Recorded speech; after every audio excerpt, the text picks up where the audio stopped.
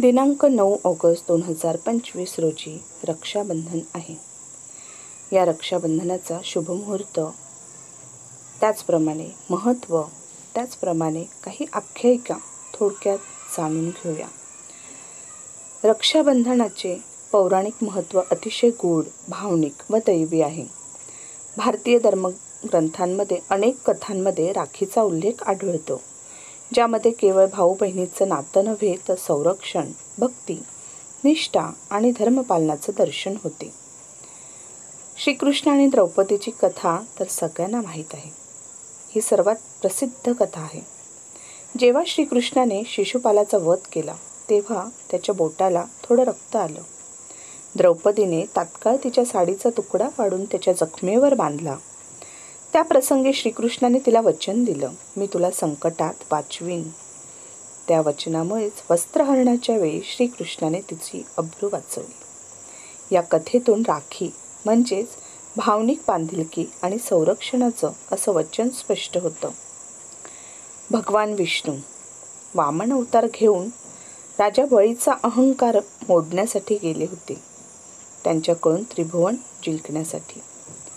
बळी राजा विष्णूंना नेहमी सोबत राहण्याचं वचन देतो. लक्ष्मीदेवी विष्णूंना वैकुंठ परत आणण्यासाठी बळीच्या घरी बहिणी म्हणून राखी बांधते.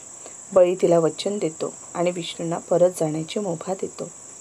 इथे सुद्धा राखी म्हणजे नातं जुळवणारी आणि देवत्वाकडे नेणारी एक शक्ती दाखवली आहे. राखी ही केवळ धागा नाही, ती एक भावनिक प्रतिज्ञा आहे. रक्षण, विश्वास, आपुलकी, जबाबदारी यांचं प्रतीक आहे. यात धर्म, संस्कृती, भक्ती, नातं आणि आदर्श वागणूक यांचा संगम आहे. रक्षाबंधन या सणाचा पौराणिक दृष्टिकोन केवळ भाऊ बहिणीच्या नात्यापुरता मर्यादित नाही, तर तो मानवतेचा, भक्तीचा आणि रक्षणाच्या वचनाचा आहे. भगवान, राजा, राक्षस आणि माणूस यांच्यात राखीने जे बंध निर्माण झाले आहेत ते आजही सामाजिक आणि आध्यात्मिक दृष्टिकोनातून अमूल्य असे आहेत. राखी बांधण्याचा शुभमुहूर्त थोडक्यात जाणून घेऊया. 9 ऑगस्ट 2025 रोजी सकाळी 5:47 पासून ते दुपारी 1:24 खूप असा शुभमुहूर्त आहे. कारण पौर्णिमा सुरू होते 8 ऑगस्ट रोजी दुपारी ठीक 2:12 आणि संपते 9 ऑगस्ट दुपारी 1:24. म्हणूनच या दिवशी दुपारपर्यंत आपण राखी बांधण्यास काहीही हरकत नाही. रक्षाबंधन म्हणजेच भाऊ बहिणीच्या प्रेमाचा व पवित्र नात्याचा सण. यामध्ये बहीण आपल्या भावाच्या उजव्या हाताला राखी बांधते, त्याच्या दीर्घायुष्यासाठी प्रार्थना करते आणि त्याच्या संरक्षणाची मागणी करते. भाऊ तिला आजीवन रक्षण करण्याचं वचन देतो आणि शक्य असल्यास तिला काही आशीर्वाद रूप भेटवस्तू देतो. राखी बांधत असताना एक विशिष्ट मंत्र बोलायला हवा. आपल्या संस्कृतीनुसार तो मंत्र जर आपण बोललो तर आपल्याला, आपल्या भावाला त्याचा फायदाच होतो. राखी बांधताना म्हणायचा मंत्र, ओम एन बद्धो बलिराजा दानवेंद्रो महाबलः तेन त्वामपि बद्धामि रक्षेमा चलमा चलः. पुन्हा एकदा बोलते, ओम एन बद्धो बलिराजा दानवेंद्रो महाबलः तेन त्वामपि बद्धामि रक्षेमा चलमा चलः. याचा अर्थ, ज्यामुळे महान शक्तिशाली राजा बळी बांधला गेला होता त्याच धाग्याने मी तुलाही बांधतो. ही राखी तुला रक्षण देईल. हे राखी, तू कधीही सैल होऊ नकोस, ढळू नकोस, कायम राहा. हा मंत्र राजा बळी आणि लक्ष्मी देवीच्या कथेशी संबंधित आहे.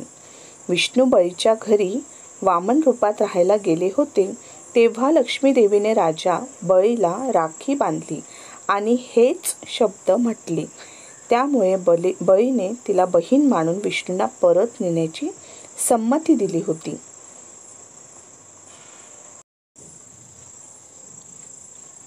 भाऊ आणि बहिणीचं नातं हे हसण्या खेळण्याचं, भांडणाचं, पण त्याहून अधिक प्रेमाचं नातं आहे. हे नातं जन्माला आल्यापासूनच आपोआप तयार होतं. भावाच्या खांद्यावर जबाबदारी असते बहिणीचं रक्षण करण्याची आणि बहिणीच्या मनात असते भावाच्या जीवनात सुख, यश व आरोग्य नांदावं ही प्रार्थना करण्याची. रक्षाबंधन या सणात हीच भावना अधिक गहिरी होते. बहीण राखी बांधून भावाला शुभ आशीर्वाद देते आणि भाऊ तिला संकटापासून वाचवण्याचं वचन देत असतो. हा सण भावंडांमधील परस्पर प्रेम, जबाबदारी आणि आत्मीयतेचं प्रतीक आहे. राखी हे एक पवित्र आणि मंगल असा धागा आहे.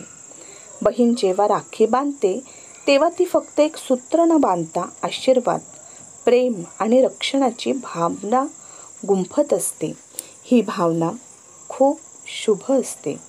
भाऊ ते धागा हातात बांधून एक वचन घेतो की आयुष्यभर तिला संकटापासून वाचवेल, तिला मी आधार देणार.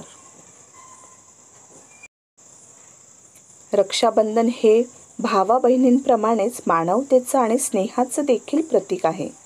सैनिक, पोलीस यांनाही अनेक जणे राखी बांधतात.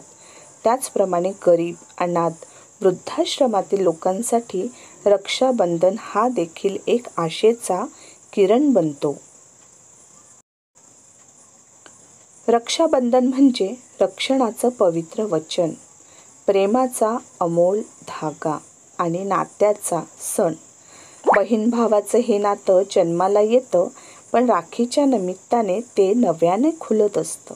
आजच्या काळातही जर प्रत्येक बंधू आपल्या बहिणीच्या आयुष्यात आधारवड बनला तर हा सण केवळ परंपरा न राहता शक्ती, प्रेरणा आणि संस्कारांचं जिवंत उदाहरण बनेल याच्यात काहीही शंका नाही.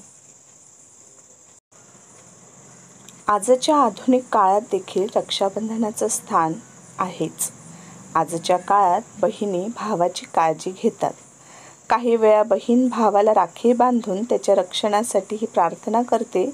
शहरी भागातही राखी ऑनलाईनही पाठवली जाते, पण भावना महत्त्वाची आणि तीच असते. काही ठिकाणी मुलं-मुलींना, मित्र-मित्रांना, शेजारी-शेजाऱ्यांना राखी बांधून भावनिक आधार आणि सामाजिक सलोखा प्रस्थापित करत असतात, जपत असतात.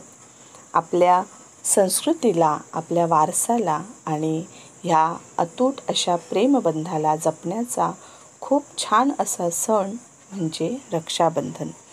चला, 9 ऑगस्ट रोजी सर्व मिळून आपण एक सुंदर असा रक्षाबंधन सण साजरा करूया, ज्याच्यामध्ये आपली संस्कृती जपली जाईल. शुभम भवतु. श्री स्वामी समर्थ.